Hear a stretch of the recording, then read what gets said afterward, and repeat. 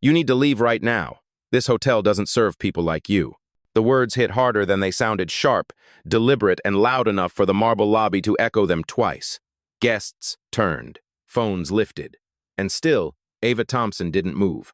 She stood on the front steps of the Crescent Lux Grand, wearing a plain white t-shirt, dark jeans, and a quiet confidence that didn't fit the narrative the manager wanted to write for her. The woman shouting was Catherine Doyle, regional manager mid-42nds, blonde, pressed navy suit, the kind of person who believed her uniform was authority. Beside her stood a hotel security guard with his hand hovering just above Ava's shoulder. "You're trespassing," Catherine said, her voice climbing. "You can't just walk in here demanding a room. This is a 5-star property." Ava's reply was soft. "I asked for the key to a room I paid for." Quote. The guard tightened his grip slightly, unsure whether to follow orders or decency. A young receptionist behind the desk looked on, frozen between fear and recognition. She had seen that name flash across the reservation system minutes earlier. A. Thompson, penthouse suite, owner-level clearance, but the moment she tried to mention it, Catherine's glare shut her down. Guests began whispering. One man in a suit muttered, "She probably stole someone's card." Another woman started filming on her phone. Ava noticed, but didn't flinch. She had been here before, not this hotel, but this moment. 20 years earlier, she'd been refused entry to a property she later bought. Same tone, same entitlement, different faces. Catherine pointed toward the exit. "Security, escort her out." The guard hesitated. Ava met his eyes. "Are you sure you want to do that?" The lobby went still. Even the fountains seemed to pause. Then, without raising her voice, she reached into her bag, pulled out her phone, and said clearly, "Nia, initiate internal audit protocol. Timestamp the footage." A calm voice answered through the speaker. "Copy that, Miss Thompson. System live." Catherine scoffed. "Nice try. Who's Nia, your lawyer?" Ava's gaze never left her. "My assistant. At corporate." Silence again. A guest's phone pinged. The young receptionist finally stepped forward, voice trembling but firm. "Miss Doyle. Her name, it's on the ownership file." Catherine blinked, confusion slicing through arrogance. Ava slipped her phone back into her purse.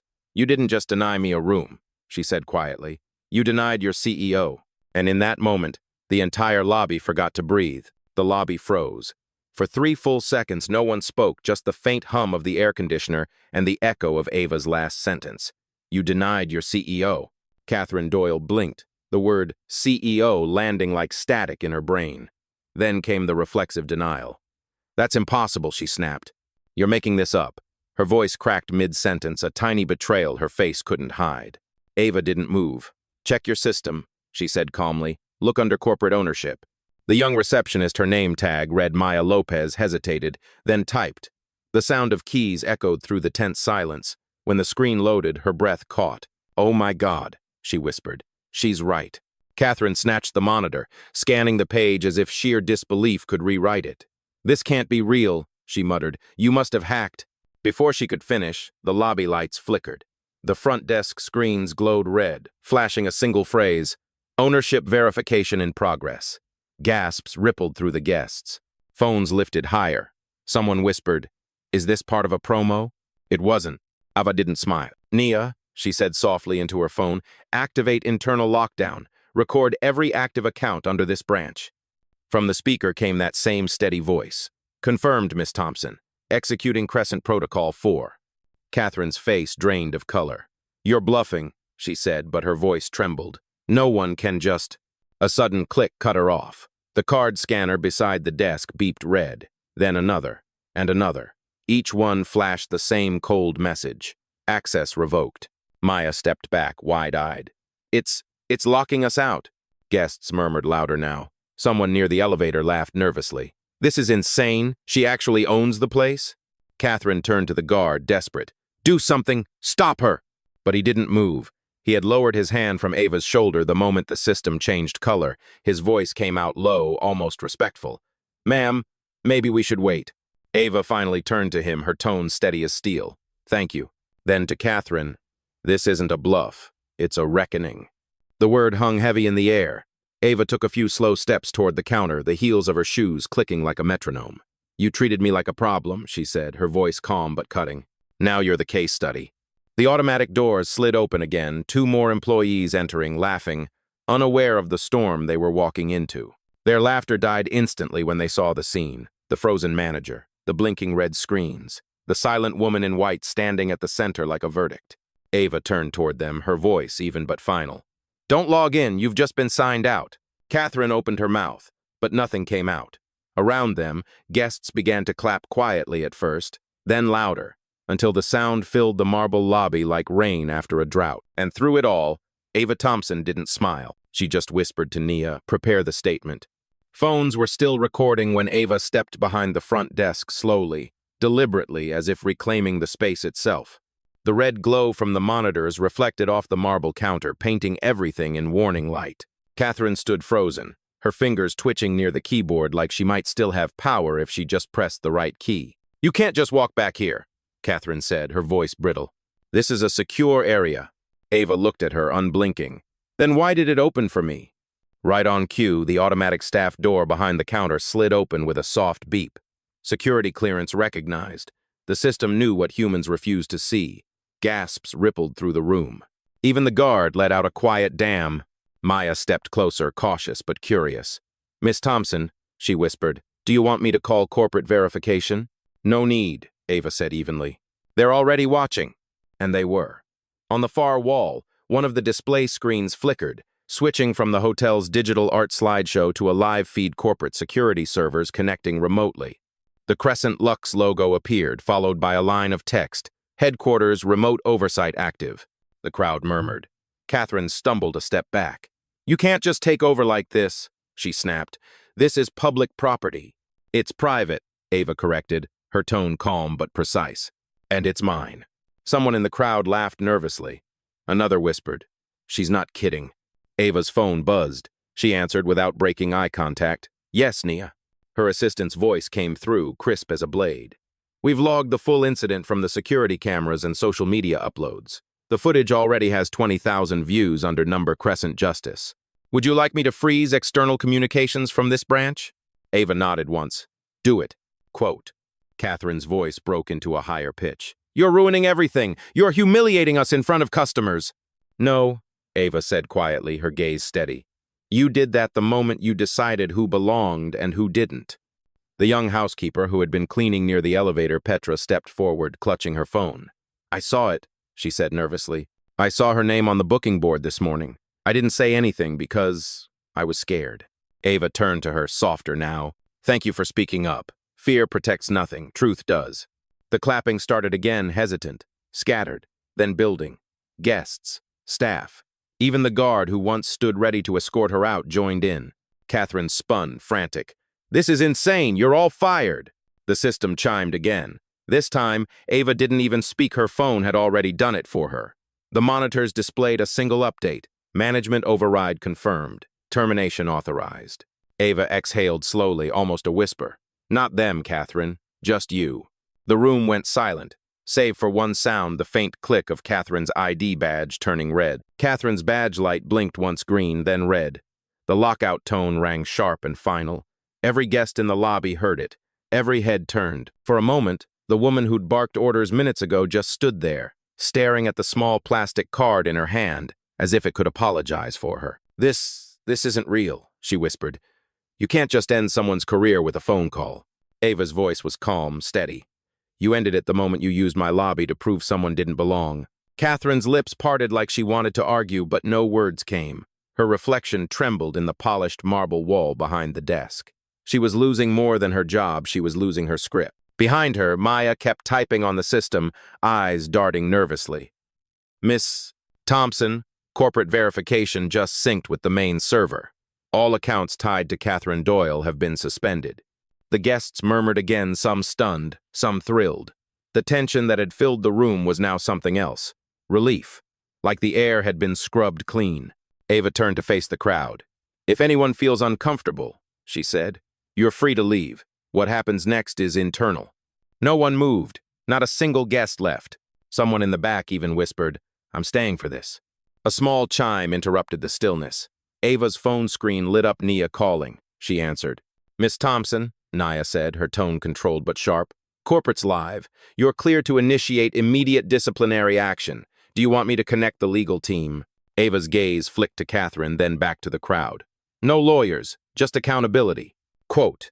From somewhere near the door, Petra the housekeeper raised her hand hesitantly. Ma'am, can I say something? Ava nodded. Petra stepped forward, her voice shaking but resolute. This isn't the first time. She's turned away other guests, people who looked like me. Catherine spun toward her, desperate. You're lying! Petra didn't back down. You made me check rooms twice when families of color checked in. You said, we don't need complaints from their kind. I remember every word. Quote. The room gasped. Ava didn't interrupt. She let the silence weigh heavy until it almost hummed. Then she spoke. Every business reveals itself through the small moments, the ones people think no one will remember. She looked at Maya. Log Petra's statement. Forward it to compliance. Yes, ma'am. The security guard cleared his throat. Do you want me to escort Miss Doyle out? Ava's answer was quiet but final. No, let her walk herself out. That's part of the lesson. Quote. Catherine's heels clacked against the tile as she headed toward the glass doors, each step slower than the last. The guests watched not with cruelty, but with clarity. When the doors slid shut behind her, Ava turned back to the staff. We're not done, she said. Lock the branch and gather everyone. It's time they hear who they really work for. The automatic doors sealed behind Catherine with a soft hiss, leaving a silence so dense it seemed to vibrate. For the first time, the lobby of the Crescent Lux Grand didn't feel like a hotel, it felt like a courtroom. Ava stood still in the center, phone in hand, her reflection framed in the gold-trimmed mirror behind the desk. The guests didn't scatter. They stayed phones lowered now, their curiosity tempered by something heavier, respect. Lock the branch, Ava repeated. Her tone was steady, executive, the same one that had closed multi-million-dollar acquisitions, yet somehow felt even sharper in this room of glass and marble. Maya swallowed hard, then typed into the control panel. The security doors clicked shut. A digital message appeared on screen. Crescent protocol active. Branch operations paused. The guard shifted his stance, unsure. Does that mean we can't let anyone in? It means, Ava said, turning to him, we don't let injustice walk back through that door. A murmur of approval spread through the crowd. Petra wiped her palms on her uniform, eyes wide. Ma'am, are we really locked in? Ava gave her a faint, reassuring smile. Just long enough to clean house. Her phone buzzed again. Nia's voice filled the space. Miss Thompson, internal feed is live. Legal and compliance are observing. I'm recording audio from this point forward. Good, Ava replied. Keep the feed running. The truth doesn't need editing. From the far corner, a man in a gray suit, a regular guest, judging by his loyalty badge, raised his hand. Miss Thompson, if I may, what just happened here shouldn't have. But seeing you handle it like this calm, clear, it changes things. Ava nodded slightly, acknowledging him. That's the point, sir. Change doesn't start with outrage. It starts with consequence. Quote. Maya looked up from her terminal. Corporate just confirmed your override, ma'am. You have full operational authority. Ava stepped forward behind the front desk again, her hands resting on the marble. Then we begin here. She tapped a key on Maya's keyboard, bringing up the staff roster. Names and faces filled the screen. Her eyes lingered on each one, not in anger, but in assessment. Everyone in management, call them to the lobby. I want every employee present. Petra hesitated. Even the night crew? All of them, Ava said. No shadows left unaccounted for. The guard nodded and radioed down the hall. Within minutes, employees began to trickle in, housekeepers, concierges, bellmen, maintenance workers, each wearing the same expression: confusion, fear, curiosity. When the last one arrived, Ava turned to face them, her voice low but carrying power. You've all worked hard to make this hotel what it is, but today you'll see who it was really built for. Not the guests who look the part, not the people who hide behind protocol, but every person who earns their place here with dignity. The room was silent. Then Ava's final command broke it. Bring up the complaint history. Let's start with what's been buried. The complaint files loaded one by one, hundreds of them glowing against the dark interface like a trail of forgotten voices. Ava watched as names scrolled across the monitor. Guests, employees, staff members who had once spoken up and been silenced by management filters. Each entry bore the same closing note. Resolved. No further action required. Show me the earliest, Ava said. Maya clicked, her hand trembling slightly. This one's from 2 years ago, she murmured. Filed by a family from Detroit. They said they were denied check, and because the manager claimed their card looked suspicious. Guy. Ava's jaw tightened. Who approved that resolution? Maya hesitated, then read softly, Regional Manager Catherine Doyle. The room shifted. A low whisper rippled through the staff. Petra looked down, her fists clenched. Ava continued, her tone controlled but cutting. Next. Another file opened. This one from a housekeeper. She reported being reassigned to basement shifts after refusing to re-inspect minority guest rooms twice a day. Same signature? Ava asked. Yes, ma'am. Quote. Ava folded her arms, exhaling through her nose. Patterns don't lie, people do. From the crowd, one concierge spoke up. Andre, tall, mid-30s, his voice unsure but clear. Miss Thompson, I tried to report her too last winter, when she said we should vet guests who look out of place. My report disappeared from the system the next day. Ava turned toward him, her eyes softening slightly. And you stayed? He nodded. I needed the job, but after what I saw today, he swallowed hard. No job's worth being silent anymore. Ava looked around the room. Faces stared back fearful, ashamed, and finally honest. That's what I wanted to hear, she said, because silence built this problem, and truth will dismantle it. Her phone vibrated. Nia's voice came through. Miss Thompson, compliance is watching the live feed. They've flagged 37 unresolved bias reports under this branch. They're recommending full audit escalation. Ava's gaze didn't waver. Approve it. Quote. Confirmed. Escalation initiated. A notification tone chimed on every computer in the lobby. Corporate audit in progress. The employees gasped as their terminals froze. The screen background turned black with white text. All active users temporarily suspended for verification. This is wild, someone whispered. It's overdue, Ava corrected. She stepped forward, facing the entire group. Every file you ignored, every person dismissed, every moment you pretended not to see comes back now. That's not revenge, that's balance. The elevator dinged behind her. A man in a gray corporate uniform stepped out, one of Crescent's compliance officers, holding a tablet and an ID lanyard. He scanned the crowd, then looked directly at Ava. Miss Thompson, he said, his tone formal but respectful, we're here to witness. Ava nodded once. Good, because justice deserves an audience. Quote. The compliance officer walked forward, his footsteps echoing off the marble like a gavel striking wood. His badge read Ethan Ross, Corporate Ethics Division. Behind him came two associates carrying slim black tablets, their faces expressionless but focused. Continue as you were, Miss Thompson, Ethan said. We're here to observe and verify. Corporate's given you full discretionary authority. Ava nodded. Then let's make it count. Ugh. She turned back to the monitor where another complaint had surfaced. A guest's note glowed across the screen. Was told to wait in the service entrance because I didn't look like a premium member. Ava's jaw set. Who signed off on this one? Maya scrolled. Assistant manager, Lauren Patel. A collective murmur moved through the staff. Petra whispered. She's still on payroll. Bring her in, Ava said simply. Within moments, Lauren appeared at the far end of the lobby, still in her blazer, confusion spreading across her face as she saw the gathering. Miss Thompson? She stammered. What's happening? Ava's tone stayed even. A review. You might call it overdue. Ethan motioned to his associate who began recording. Proceed, he said. Ava folded her hands over the counter. Lauren, how many guest complaints crossed your desk this year? Lauren fidgeted. A few dozen, maybe. Nothing unusual. And how many involved discrimination or misconduct? I don't recall specifics. Most were misunderstandings. Ava stepped closer. Then why do I see your signature on 8 files marked resolved without investigation? Lauren blinked rapidly. We were understaffed. I followed the manager's orders. Catherine said, Catherine's gone. Ava interrupted, her voice low but sharp. You had a choice. You made the wrong one. Lauren's breath hitched. Please, I didn't mean. Meaning is irrelevant when harm is repeated, Ava said, cutting her off. What matters is what you did when you saw it happening. The compliance officer raised an eyebrow, impressed by Ava's precision. His associate quietly typed notes. Lauren's voice cracked. I was afraid to lose my job. Ava's tone softened, but not enough to offer comfort.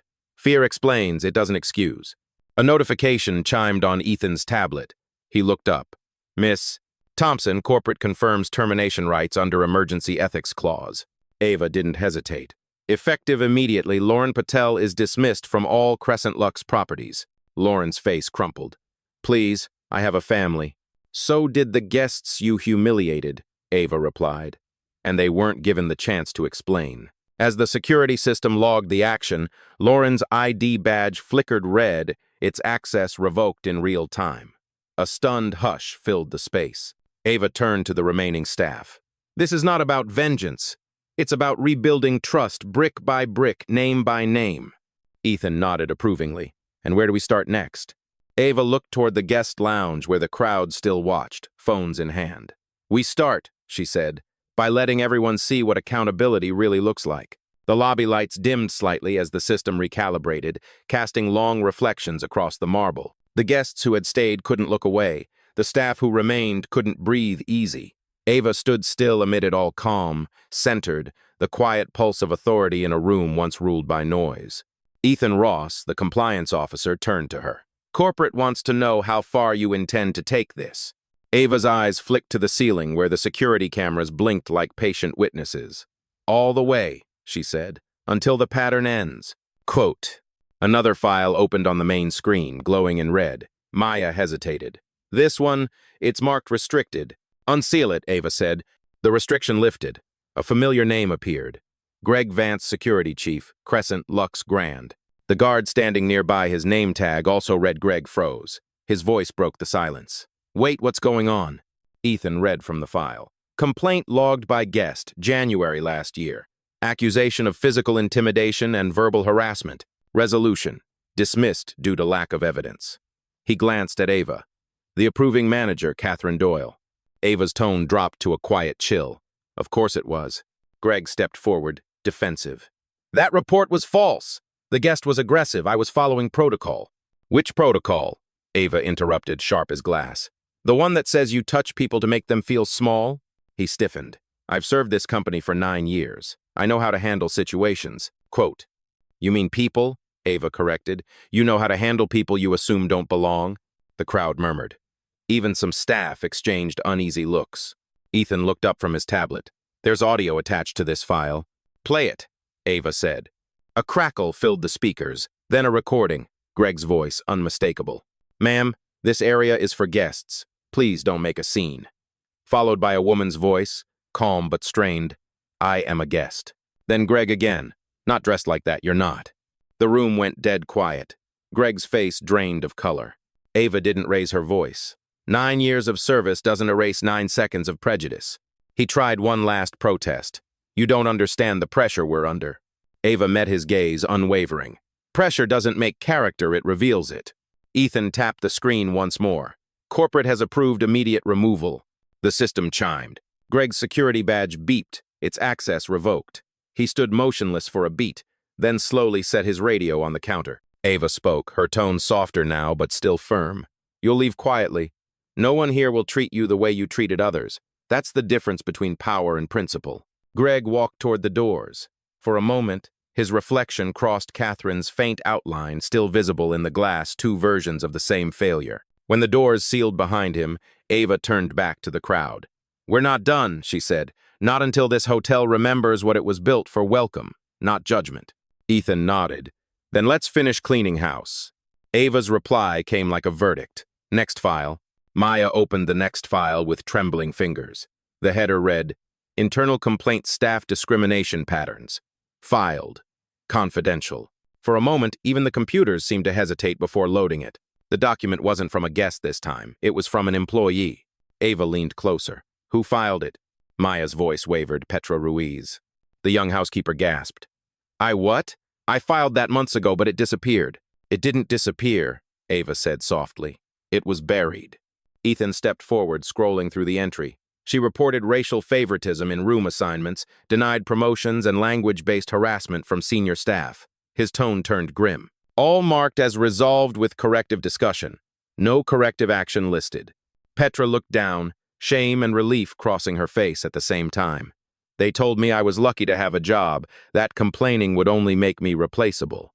Ava's expression didn't change, but her voice dropped to something fierce and quiet. No one who tells the truth is replaceable. Silence is. The lobby, filled with dozens of employees and guests, had gone completely still. Ethan glanced up. Who signed off on this one? Maya bit her lip. Assistant General Manager, Robert Lang. The crowd turned toward a man near the back, a tall figure in a gray suit who'd stayed silent through every revelation. Robert straightened, his hands clasped behind his back like a man preparing for trial. I did what I was told, he said flatly. Corporate wanted the numbers clean. No bias reports meant no media risk.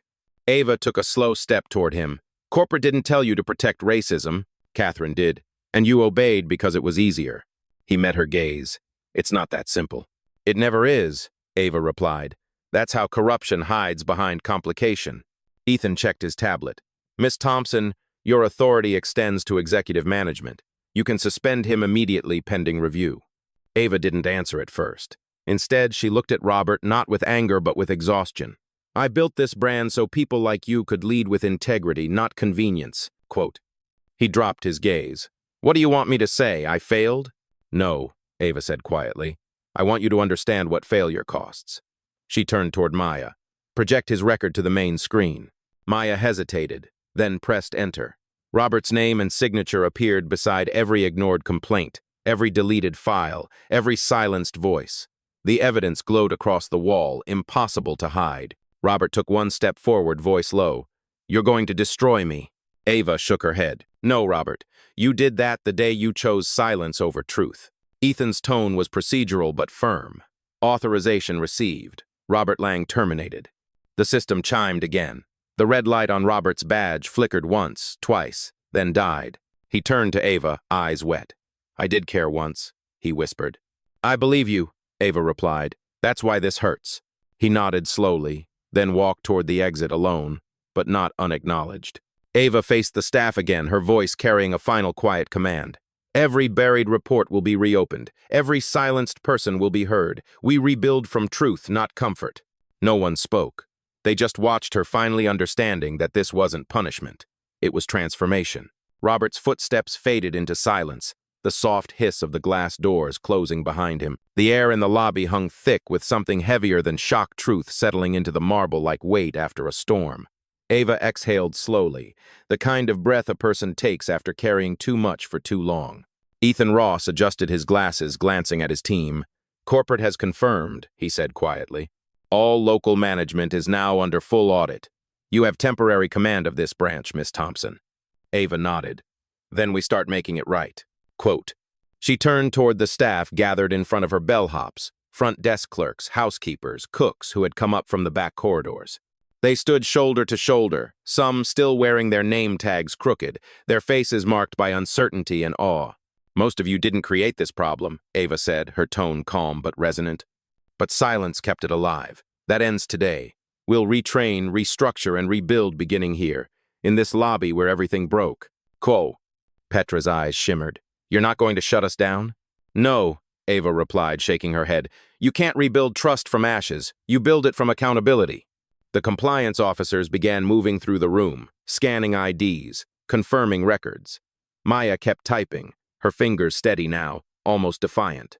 Every keystroke echoed like punctuation marks in a confession. Suddenly, a voice called from the back, one of the younger receptionists. Miss Thompson, the media's outside. They must have picked up the live streams. What should we do? Ava paused. For a moment, the tension shifted again, fear mixed with opportunity. Let them wait, she said. They'll get their statement when we finish the truth inside first. Ethan smiled faintly. That's the kind of PR they never teach. Ava looked toward the security cameras. Nia, she said, speaking clearly for the feed, notify corporate communications. I'll deliver the public statement personally. Quote. Yes, ma'am, came the voice through the phone. Draft is ready. The world's already watching. Ava turned back to the employees. Then they'll see what justice looks like in real time. Maya projected a new document on the main screen, Crescent Lux Reform Initiative, Miami Pilot Branch. Underneath the title were 4 bold lines. Zero tolerance policy enforcement. Active verbal audits for bias. Open channel complaints, no manager filtering. Ethics review board to include hourly staff. This, Ava said, pointing to the list, is how we stop this cycle. Not by slogans, not by apologies, but by proof. Petra nodded slowly, voice breaking. It's the first time someone believed me. Ava's expression softened. That's where real luxury begins, when people are seen, not screened. The room was silent again, but it wasn't the silence of fear. It was the silence before rebuilding. Ethan checked his tablet, then looked up. Corporate is authorizing funding for full implementation. You've started a model, Miss Thompson. Ava met his gaze, her tone steady. No, Ethan, we've started a movement. Outside, through the tall glass doors, camera lights flickered like flashes of lightning. Inside, under softer light, the Crescent Lux Grand felt new again, same marble, same chandeliers, but finally a different heartbeat. The glass doors shimmered with flashes from outside, each one bright enough to light the room for a heartbeat. Reporters pressed against the entryway, their voices muffled through the thick glass. Inside, Ava stood unmoved, the center of a storm that finally worked in her favor. Ethan leaned closer, lowering his voice. "We can keep them out only so long. The story's already viral. Corporate wants your statement live within the hour." Ava nodded slightly. "They'll get one, but not from a podium, from here in this lobby." The compliance team exchanged quick glances. Ethan hesitated. "You're sure? Most executives would handle this behind closed doors." "That's why most executives never change anything," Ava said, her tone even. "Truth doesn't belong in boardrooms, it belongs where it was broken." Maya projected the final audit summary on the main display. Every name connected to misconduct glowed in red. Every verified witness appeared in blue. Beneath it, one line pulsed in gold. "Reform authorized." Ava stepped forward. "Open the doors." The guard hesitated. "Ma'am?" "Open them," she repeated. "Let them in." The glass parted with a slow hiss. Camera crews flooded the lobby. The once polished space that had been a scene of humiliation hours earlier now looked like a stage for something larger, justice televised, not staged. A reporter called out, "Miss Thompson, is it true you fired your entire management team?" Ava met the question head-on. "I didn't fire them. Their actions did." Flashes erupted again. Another voice. "Why handle this publicly?" "Because discrimination happens publicly," Ava answered. "So the reckoning will too." The crowd quieted. Even the staff behind her stood taller, watching their CEO speak not as a corporate figure but as a witness. Ethan discreetly raised his tablet. The feed went live to Crescent Lux's national broadcast channel. Ava continued. "This hotel failed to serve the very people it was built for. It judged worth by appearance, trust by tone, and belonging by color. That ends tonight, not with hashtags, with structure." She gestured to the reform list glowing behind her. "This is our contract with every guest and employee who walks through those doors. Dignity is the new standard." The reporters scribbled furiously. Petra wiped at her eyes but didn't hide it. Maya stood at the console, watching the numbers climb on the live viewer count thousands, then tens of thousands. One journalist, an older man, asked softly, "Do you think this will fix everything?"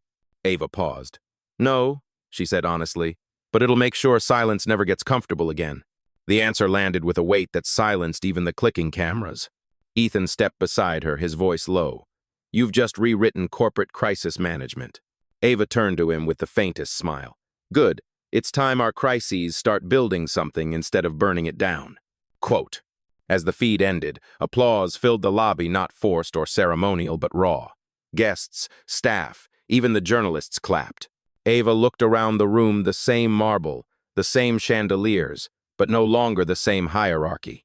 "We started with humiliation," she said softly. "We end with accountability." Quote. And outside, beneath the bright Miami skyline, the Crescent Lux Grand sign reflected back through the glass not as a symbol of luxury, but of something rarer, truth finally seen in daylight. When the last reporter stepped out and the lobby lights dimmed back to their normal glow, the Crescent Lux Grand fell into a new kind of quiet, no longer the silence of fear, but of relief. The storm was over, and something permanent had shifted in its wake. Ava stood near the center of the room, gazing up at the chandelier that had witnessed every second of the reckoning. Its glass crystals caught the low light, scattering reflections across the marble floor where so much had been exposed. She didn't smile. She didn't need to. Maya approached, holding a tablet. "Miss Thompson, corporate just confirmed. Every terminated employee has been logged. The audit is officially closed." Ava nodded. "Then we open a new file, reform implementation." Quote. Ethan stepped closer, the weight of the day softening his usually composed expression. "You know, I've seen hundreds of investigations," he said, "but none ended like this. No shouting, no denials, just clarity. That's what happens when you stop defending power and start defending truth," Ava replied. Across the lobby, Petra gathered her cleaning cart, pausing before approaching Ava. Her voice was shy but sincere. "Ma'am, I wanted to say thank you. Not just for me, for everyone who was too scared to speak before today." Ava turned to her. "Don't thank me, Petra. You spoke first. You reminded this place what courage looks like." Petra's eyes glistened. "Will things really change?" "They already have," Ava said softly, "because tomorrow people will walk in and see that it's possible. Outside, dawn had begun to bleed into the horizon, soft pink and gold reflecting against the glass doors. A new day for a hotel that no longer hid behind prestige. Ethan gestured toward the windows. The media's calling this the Crescent turnaround. They're saying you just redefined corporate justice. Ava shook her head gently. Justice isn't a headline, it's a habit. Maya smiled faintly. What happens now? Ava picked up the microphone from the front desk, same one Catherine once used to issue orders, and pressed the intercom button. Her voice carried through every floor of the hotel. To all Crescent Lux employees, she said, calm but firm, this location will reopen tomorrow under new management and a new mission. You'll receive retraining, fair evaluations, and a voice.